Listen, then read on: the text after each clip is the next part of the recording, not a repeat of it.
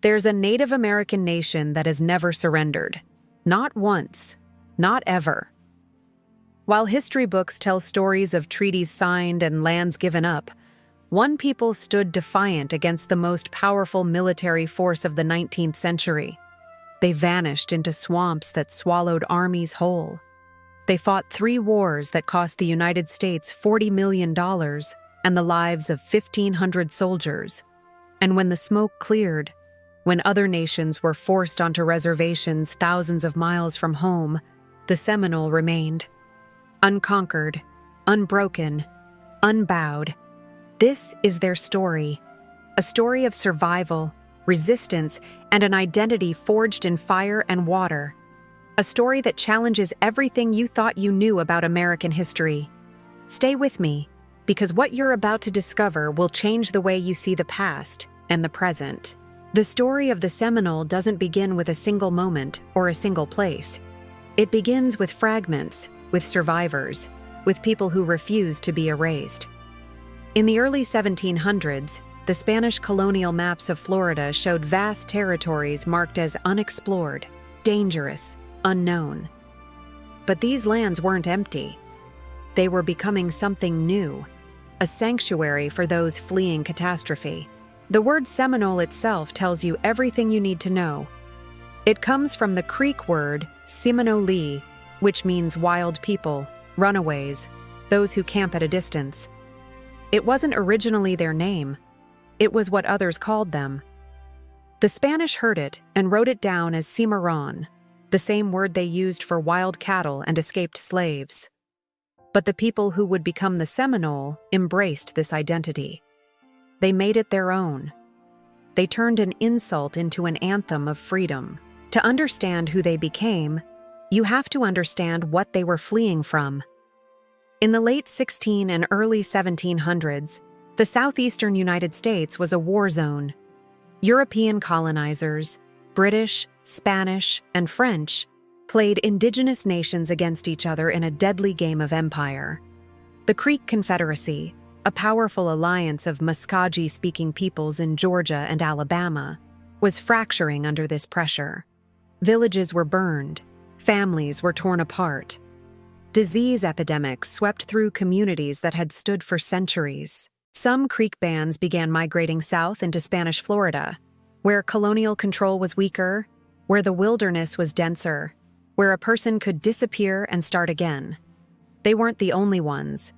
Remnants of Florida's original peoples, the Apalachee, the Calusa, the Timucua, nations that had been devastated by Spanish missions and slave raids, some of their survivors joined these migrations. And then came another group, one that would become central to Seminole identity. Escaped slaves from Georgia and Carolina plantations. Black men and women who heard whispers of freedom in the Florida swamps, who risked everything for the chance to live on their own terms. By the mid-1700s, these diverse groups were coalescing into something unprecedented. They shared languages, Creek and Hitchiti mostly, but also pieces of other tongues. They shared survival strategies, agriculture and hunting techniques adapted to Florida's unique environment. And they shared a common purpose: to remain free. The Seminole weren't a tribe in the traditional sense. They were a nation built from the ground up by people who had lost everything and refused to lose themselves. Their new homeland was unlike anything most of them had known before. The Florida Peninsula, especially its southern reaches, was a world of water. The Everglades, a river of grass flowing imperceptibly slow from Lake Okeechobee to Florida Bay, stretched for millions of acres. Cypress swamps rose like cathedrals, their knees jutting from dark water. Hammocks, islands of hardwood trees, dotted the sawgrass prairie. Mangrove forests tangled the coastlines. This wasn't land that welcomed settlement. It was land that tested you, that demanded adaptation. The Seminole learned to read this landscape like a language. They built chickees, open-sided structures with palmetto-thatched roofs elevated on stilts, perfectly suited to the heat and the floods. These homes could be constructed quickly, abandoned if necessary, and rebuilt elsewhere. Mobility was survival. They planted crops in the rich soil of hammocks, corn, beans, squash, and pumpkins. They hunted deer and turkey in the pine flatwoods. They fished the rivers and coastal waters. They learned which plants healed and which plants killed. But perhaps most importantly, they formed alliances with the maroon communities, settlements of escaped slaves who had also found refuge in Florida's wilderness. These Black Seminoles, as they came to be known, were not slaves to the Seminole. The relationship was complex, often one of mutual protection and kinship rather than bondage. Black Seminoles lived in their own towns, governed themselves, and fought alongside native Seminoles against common enemies. They married into Seminole families. They spoke the same languages. They shared the same destiny. This multicultural, multiracial coalition was revolutionary for its time. While the United States was building its wealth on racial slavery and indigenous dispossession, the Seminole were creating a society where Black and Native peoples lived as allies, sometimes as family. This terrified the plantation owners of Georgia and Alabama. Here was proof that another way was possible, that people could choose freedom over subjugation. The very existence of the Seminole was a threat to the entire system of slavery and colonialism. The Everglades became more than a home. It became a fortress. The terrain that seemed inhospitable to outsiders was intimately known to the Seminole. They knew every creek and hammock, every alligator hole and cypress dome. They knew how to move silently through sawgrass that cut like razors. They knew how to navigate waters where one wrong step meant sinking into muck that could swallow a person whole. When danger came, and it always came, they could vanish into this labyrinth. The land itself was their greatest weapon. By the early 1800s, the Seminole had established a thriving culture in Florida. They weren't just surviving. They were building something lasting. They had towns and farms, trade networks, and political structures. They had their own leaders, men like Cowkeeper and King Payne, who commanded respect and wielded real power. They had ceremonies and stories, a spiritual life that connected them to the land and to each other. They had a future they could imagine, but that future was about to collide with the expansionist ambitions of a young and hungry American nation. The United States looked at Florida and saw opportunity, land for cotton plantations, access to Gulf ports, and the chance to end the sanctuary that harbored escaped slaves. The Spanish claimed Florida, but their grip was weak. The Seminole lived there, but their sovereignty was about to be tested in ways they could never have anticipated. In 1810 and again in 1812 and 1813, American forces, sometimes official soldiers and sometimes militia groups, raided into Spanish Florida. They burned Seminole towns. They stole cattle and horses. They captured and re-enslaved Black Seminoles. These weren't acts of war in the formal sense. They were raids, brutal and calculated to destabilize the region. The Seminole fought back when they could, but the message was clear. The Americans wanted Florida, and they wanted the Seminole gone. The Everglades, in all its vastness and mystery, represented something profound to the Seminole by the time the first major conflicts began. It was more than geography. It was identity. The swamps and hammocks and rivers of grass had shaped them, had given them the space to become who they were. Other nations had been conquered on open plains or in mountain valleys. The Seminole would use this watery wilderness to wage a different kind of war, a war of endurance and cunning, a war that would define them for generations to come. They had found their sanctuary. Now they would have to defend it against an enemy that had never learned how to take no for an answer. The first shots of what would become the First Seminole War were fired not in a grand battle, but in a series of escalating raids and reprisals that blurred the line between warfare and chaos. The year was 1817, and tensions between the Seminole, the United States, and escaped slaves living in Florida had reached a breaking point. American settlers in Georgia were furious that Florida remained a haven for runaway slaves. The Spanish government, weakened and distracted by revolutions in Latin America, couldn't or wouldn't control the situation. And the Seminole, fiercely protective of their autonomy and their Black Seminole allies, refused to hand over anyone to American slave catchers. Then came the explosion that would change everything. The Negro Fort, a British-built fortification on the Apalachicola River that had been occupied by Black Seminoles and escaped slaves, was destroyed in July 1816. American forces fired a heated cannonball into the fort's powder magazine. The explosion killed more than 270 men, women, and children instantly. It was one of the deadliest single incidents in the history of American warfare against Black communities. The Seminole watched in horror as their allies were obliterated. The message from the United States was unmistakable. There would be no sanctuary, no mercy. In 1817, the United States sent Andrew Jackson, a man who had built his reputation on violence against indigenous peoples, into Florida with orders to end the Seminole threat once and for all. Jackson didn't wait for permission or declarations. He invaded Spanish territory with a force of over 3,000 men, including regular army troops, militia, and Creek warriors who still held grudges against the Seminole. What followed was a campaign of total destruction. Jackson's forces burned Seminole towns, destroyed crops, captured livestock, and killed anyone who resisted. The town of Miccosukee was razed. The Suwannee River settlements were torched. But Jackson wanted more than military victory. He wanted to send a message to Europe and to the indigenous nations across North America. He captured 2 British citizens who had been living among the Seminole, traders named Alexander Arbuthnot and Robert Ambrister, and executed them after sham trials. He seized Spanish forts, declaring them forfeit because Spain couldn't maintain order. The Spanish government protested. So did Britain. But Jackson had calculated correctly. The United States was too powerful to punish, and Spain was too weak to fight back. In 1819, Spain ceded Florida to the United States in the Adams-Onis Treaty. The Seminole had lost their Spanish buffer, however ineffective it had been. Now they faced the full might of American expansion alone. The First Seminole War didn't end with a peace treaty. It simply faded into an uneasy occupation.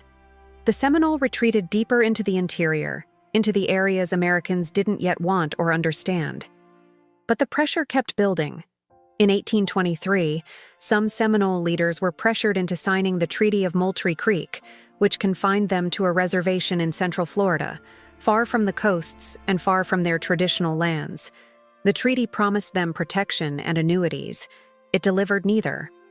The reservation land was poor, game was scarce, and the boundaries kept shrinking as settlers encroached. Then came the Indian Removal Act of 1830. President Andrew Jackson, the same man who had burned Seminole towns a decade earlier, now commanded the full apparatus of federal power. The law authorized the forced relocation of all native peoples east of the Mississippi River to designated Indian Territory in present-day Oklahoma. One by one, nations were coerced or forced to leave their homelands. The Cherokee, the Choctaw, the Chickasaw, the Creek, all marched westward on trails of tears. The Seminole were expected to do the same. In 1832, a group of Seminole leaders were pressured into signing the Treaty of Payne's Landing, which stipulated that the Seminole would relocate to the west within 3 years. But the treaty was controversial from the start. Many Seminole denied that the signatories had the authority to speak for the entire nation. Osceola, a young warrior who would become the symbol of Seminole resistance, allegedly drove his knife into the treaty document and declared that this was his mark. Whether the story is literal truth or powerful legend doesn't matter. The sentiment was real. The Seminole would not go quietly. As the 1835 deadline approached, tensions exploded into open warfare. The spark came in December of that year. Major Francis Dade was leading a column of over 100 soldiers from Fort Brooke to Fort King when Seminole warriors ambushed them near the Wahoo Swamp. The attack was devastating. Only 3 soldiers survived the initial assault, and only 2 lived long enough to tell the story. Out of 110 men, 108 were killed. It was one of the worst defeats the United States Army had ever suffered. The same day, Osceola led a party that killed Wiley Thompson, the Indian agent who had been the face of removal policy, along with several others. The Second Seminole War had begun, and it would become the longest and costliest war the United States ever fought against a native nation. What made the Second Seminole War so different from other conflicts was the Seminole strategy. They refused to fight the kind of war the United States was prepared for. There were no large-scale battles, no lines of uniformed warriors standing in open fields. Instead, the Seminole waged a guerrilla campaign that exploited every advantage their homeland gave them. They struck at supply lines and isolated outposts. They ambushed patrols in the dense hammocks and cypress swamps. And then they vanished, melting back into the Everglades where soldiers couldn't follow. The American military sent thousands of troops into Florida, more than any previous campaign against indigenous peoples. They sent their best commanders, Winfield Scott, Thomas Jessup, Zachary Taylor, men who would go on to fame in other wars. They spent $40 million, an astronomical sum for the time, and they couldn't win. The Everglades swallowed their armies. Soldiers died from disease, malaria, and dysentery, and heat exhaustion, at rates far higher than combat losses. They wandered through swamps where the water came up to their chests, where mosquitoes swarmed in clouds, where every shadow could hide a Seminole warrior. Osceola became the face of the resistance, a symbol of defiance that captured imaginations even in the North. He was strategic and charismatic, capable of uniting different Seminole bands under a common cause. But in 1837, he was captured under a flag of truce, a betrayal that shocked even many Americans. General Thomas Jessup had invited Osceola to peace talks, then had him arrested and imprisoned. Osceola was taken to Fort Moultrie in South Carolina, where he died in January 1838, likely from malaria. He was only 34 years old. Before he died, artist George Catlin painted his portrait, capturing the dignity and defiance in his eyes.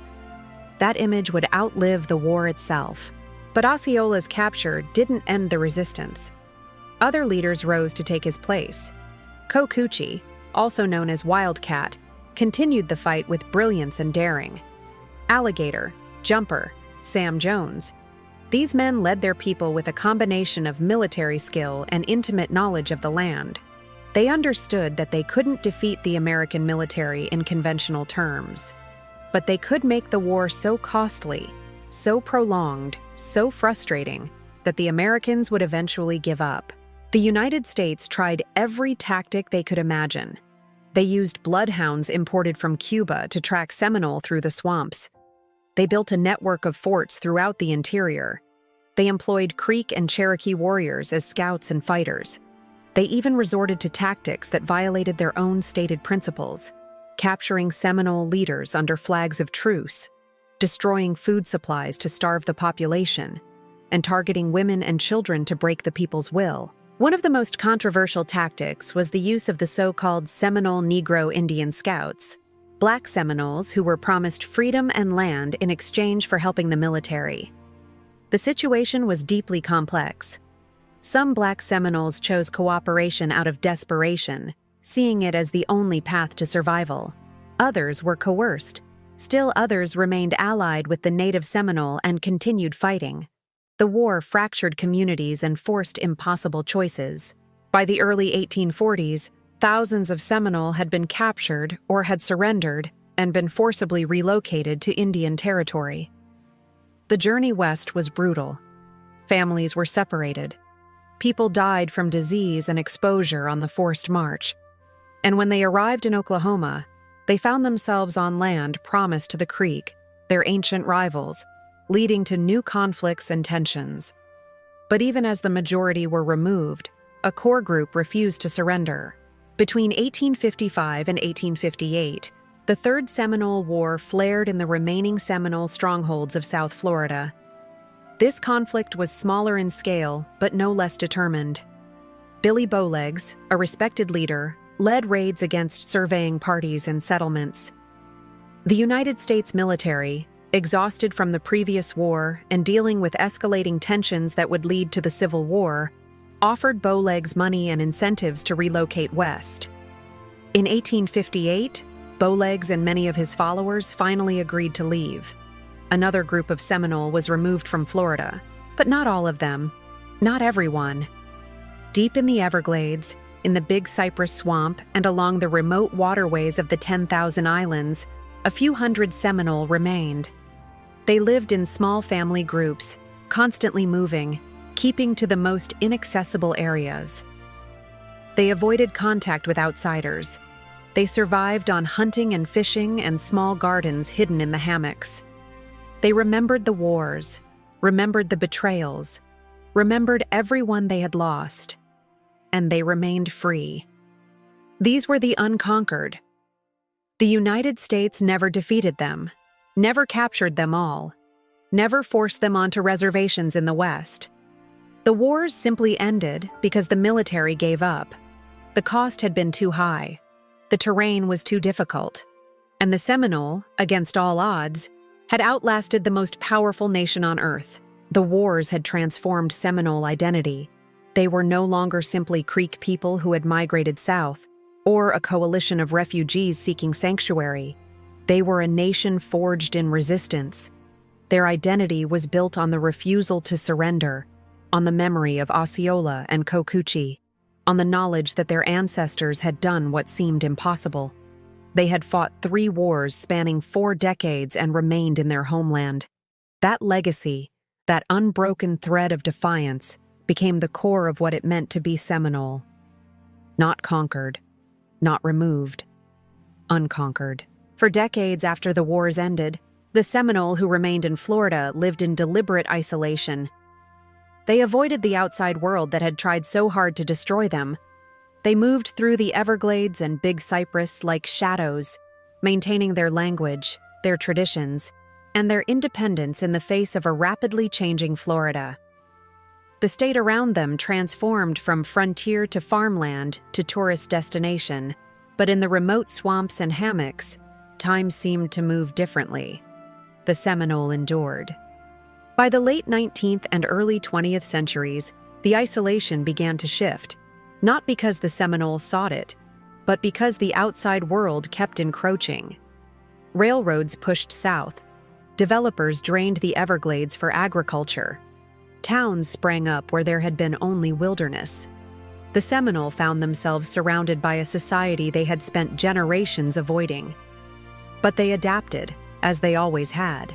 They began trading with frontier settlements, selling hides, alligator skins, and furs, and later, beautiful handcrafted items. Seminole women became renowned for their patchwork clothing, intricate designs made by sewing strips of colorful fabric into geometric patterns. This art form, which developed in the late 19th century after sewing machines became available through trade, became one of the most recognizable symbols of Seminole culture. The clothing was practical, colorful, and layered for the Florida climate, but it was also a statement of identity. To wear Seminole patchwork was to announce who you were, to carry your heritage visibly. The early 20th century brought new challenges. Florida's population exploded. Land that had been Seminole hunting grounds became citrus groves and cattle ranches. The state and federal governments began surveying Seminole territories, claiming land without consultation or compensation. In 1911, the federal government established small reservations for the Seminole, tiny fragments of land compared to what they had once controlled. Many Seminole refused to live on these reservations, continuing their traditional lifestyle in the remaining wilderness. But the political landscape was shifting in ways that would eventually empower the Seminole. The Indian Reorganization Act of 1934, part of Franklin Roosevelt's New Deal, encouraged Native nations to organize formal governments and constitutions. Initially, many Seminole were skeptical of this federal involvement. The memories of broken treaties and forced removal were still fresh. But by 1957, some Seminole communities saw an opportunity. They organized as the Seminole Tribe of Florida, adopting a constitution and establishing a formal government recognized by the United States. Not all Seminole joined this new tribal government. A group known as the Traditional Seminole, or the Independents, preferred to maintain their autonomy and avoid federal entanglement. In 1962, this group organized separately as the Miccosukee Tribe of Indians of Florida. Today, these two distinct governments represent different aspects of Seminole identity and different approaches to sovereignty, but both are recognized nations with their own lands, laws, and leaders. The story of how the Seminole built economic power in the late 20th century is one of the most remarkable chapters in Native American history.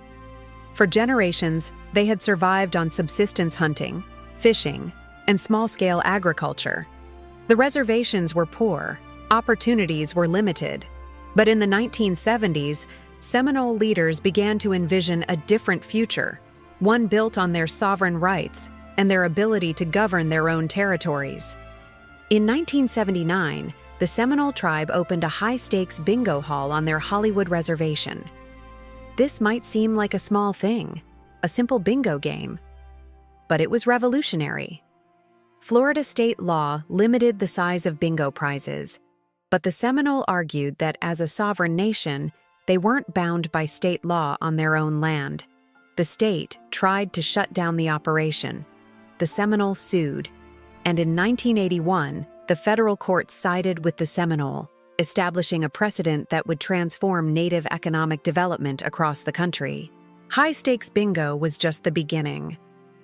In the 1990s, the Seminole entered the casino business, opening gaming facilities that offered slot machines, poker, and eventually full casino operations. The revenue was transformational. Money that had once been scarce now flowed into tribal coffers. The Seminole used this wealth strategically. They invested in infrastructure, building schools and clinics and housing for tribal members. They created jobs, not just for Seminole, but for thousands of non-native Floridians. They developed hotels and entertainment venues. They became major players in Florida's tourism economy. And then, in 2006, the Seminole tribe made a move that shocked the business world. They purchased Hard Rock International, the global restaurant and hotel chain known for its rock and roll memorabilia and iconic brand. The purchase price was nearly $800 million. Suddenly, a nation that had fought for survival in the swamps of Florida owned a business empire that spanned continents. Hard Rock cafes in London and Tokyo and Sydney were now operated by the Unconquered Seminole. It was one of the most powerful examples of indigenous economic sovereignty in modern history. Today, the Seminole tribe of Florida is one of the wealthiest native nations in the United States. Their gaming and hospitality operations generate billions of dollars in annual revenue. They provide comprehensive health care, education, and housing for tribal members. They fund cultural preservation programs, language revitalization initiatives, and historical research. They wield significant political influence in Florida and beyond. The Seminole have achieved a level of economic independence that their ancestors could only have dreamed of. But wealth and power haven't erased the challenges. The Seminole, like all indigenous peoples, still fight to protect their sovereignty and their culture. They face ongoing legal battles over gaming rights, land use, and water resources. The Everglades, the landscape that sheltered their ancestors, is threatened by development, pollution, and climate change. The Seminole are at the forefront of efforts to restore and protect this ecosystem, understanding that their identity is inseparable from the land. Cultural preservation remains a central concern. The Seminole languages, Miccosukee and Creek, are endangered. Fewer young people speak them fluently. The Seminole tribe and Miccosukee tribe both run language programs, working to teach children the words and grammar that carry centuries of knowledge and identity. Elders record stories and songs, preserving them for future generations. Cultural centers and museums showcase Seminole art, history, and traditions, educating both Seminole youth and the wider public. The Ahtathiki Museum, located on the Big Cypress Reservation, is a powerful example of this cultural stewardship. Its name means a place to learn, a place to remember in Miccosukee. The museum houses extensive collections of Seminole artifacts, photographs, and oral histories. It offers programs that connect young Seminole with their heritage, teaching traditional crafts, storytelling, and history. It's a place where the past isn't frozen in amber, but actively shapes the present and future. Seminole patchwork has evolved into a thriving art form, with contemporary artists pushing the boundaries of traditional designs. Seminole dolls, intricate figures dressed in elaborate patchwork clothing, are sought after by collectors.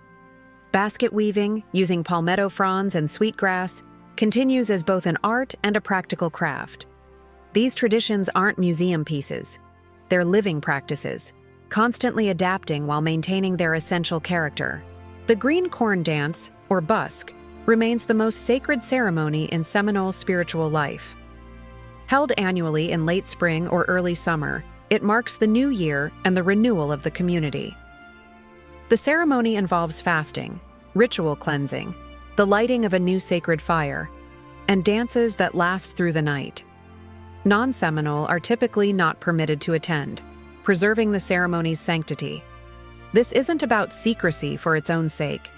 It's about protecting a spiritual practice that has survived centuries of assault and maintaining a space that belongs wholly to the Seminole people. The relationship between the Seminole and Black Seminole communities continues to this day, though it's complex and sometimes contested. Some Black Seminoles were removed to Oklahoma along with Native Seminole, and their descendants still live there, maintaining their own distinct identity and fighting for recognition of their contributions. Others remained in Florida and the Bahamas, where Black Seminole communities still exist. The history of this multiracial alliance remains a powerful reminder of the ways people can choose solidarity over division, even in systems designed to keep them apart. Today's Seminole youth navigate multiple worlds. They grow up with smartphones and social media, with access to opportunities their great-grandparents couldn't imagine. They attend universities, pursue careers in medicine and law and business and art. But they also grow up with the stories of Osceola and the wars, with the knowledge that they are part of an unconquered nation, with the responsibility to carry that legacy forward. The Seminole have become major philanthropists, supporting causes beyond their own community. They've donated millions to disaster relief efforts, to veterans organizations, to medical research. They've used their economic power to build bridges and create alliances. But they haven't forgotten what it took to get here. Every casino, every business deal, every investment is built on the foundation of survival and resistance. The Seminole approach economic development with the same strategic thinking their ancestors used in the swamps. They plan for the long term. They protect their sovereignty. They refuse to be dependent on anyone. The political activism of the Seminole extends to environmental protection. They understand that the Everglades isn't just a historical backdrop. It's a living ecosystem that sustains countless species, including them. The Seminole work with environmental organizations, scientists, and government agencies to advocate for restoration projects, water quality protections, and sustainable land use. They bring indigenous knowledge to conservation efforts, perspectives that understand the land not as a resource to be exploited, but as a relative to be respected. Climate change poses existential threats to South Florida and the Everglades. Rising sea levels, intensifying hurricanes, and changing weather patterns endanger the landscape that has been Seminole homeland for centuries. The Seminole are confronting these challenges head-on, funding research, implementing adaptive strategies on their lands, and demanding that policymakers take seriously the science and the stakes. Once again, they're fighting for survival. The enemy is different, but the determination is the same.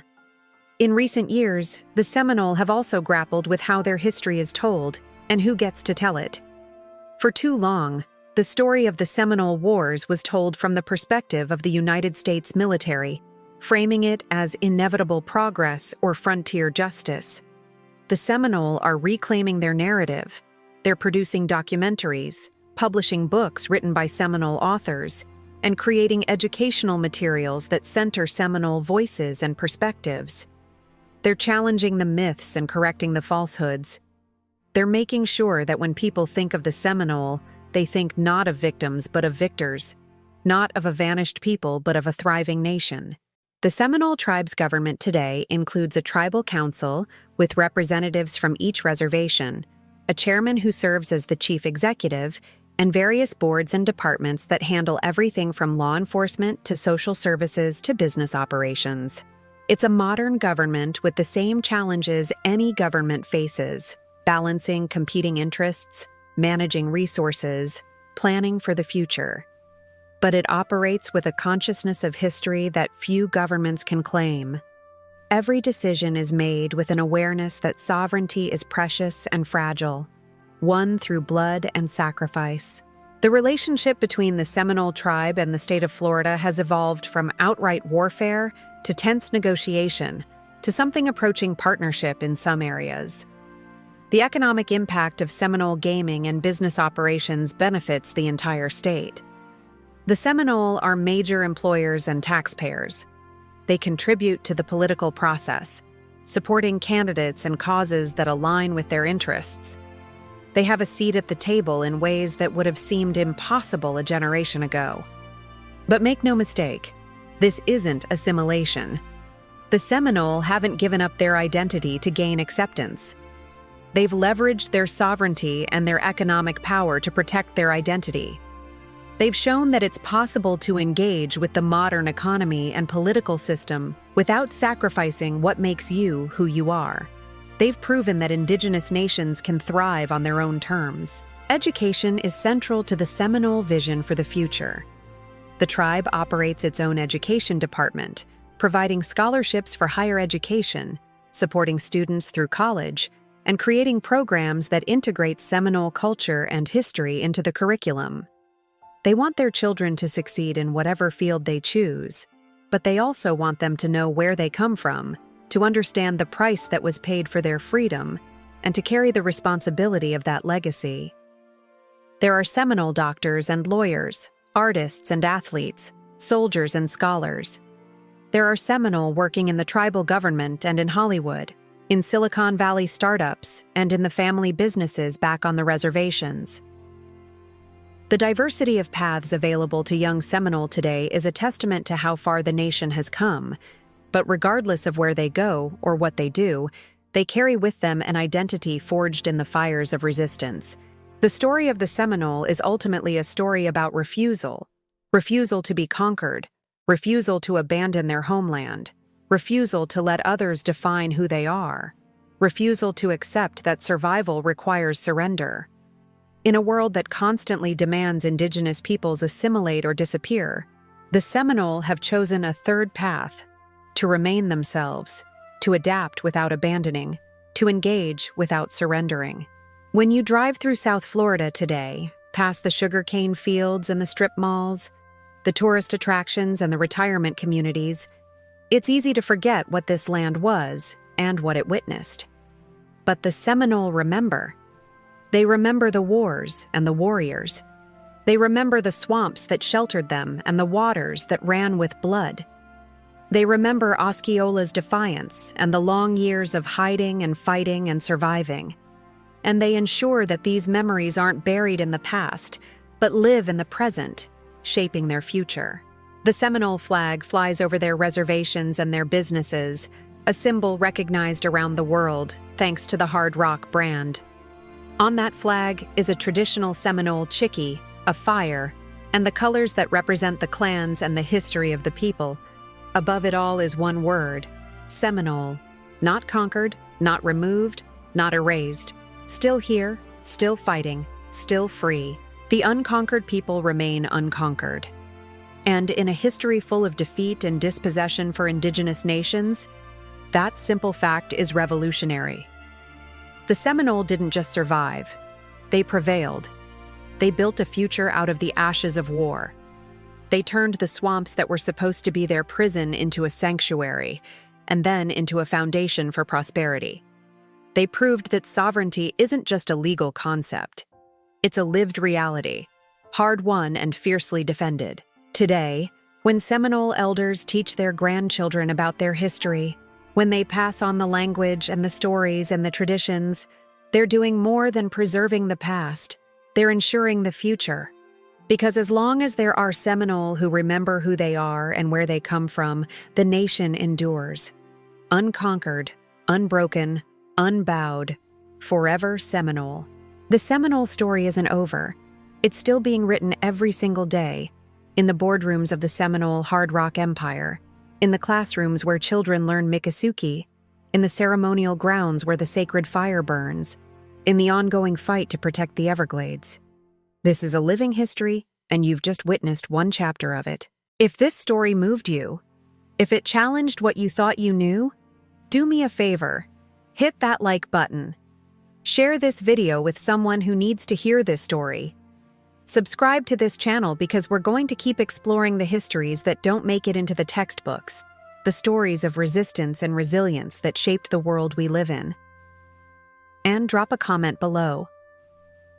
What struck you most about the Seminole story? Did anything surprise you? What other untold histories do you want to see covered? I read every single comment, and your input shapes what we create next. The Seminole proved that it's possible to refuse the narrative others write for you. They showed that sovereignty is something you claim and defend, not something that's granted. They demonstrated that survival isn't just about enduring, it's about thriving. Remember their story, honor their struggle, and never forget, some nations never surrender. Until next time, stay curious, stay questioning, and keep learning. This is history as it should be told, unfiltered, powerful, and true. That legacy, that unbroken thread of defiance, became the core of what it meant to be Seminole. Not conquered, not removed, unconquered. The Seminole story isn't over. It's still being written every single day.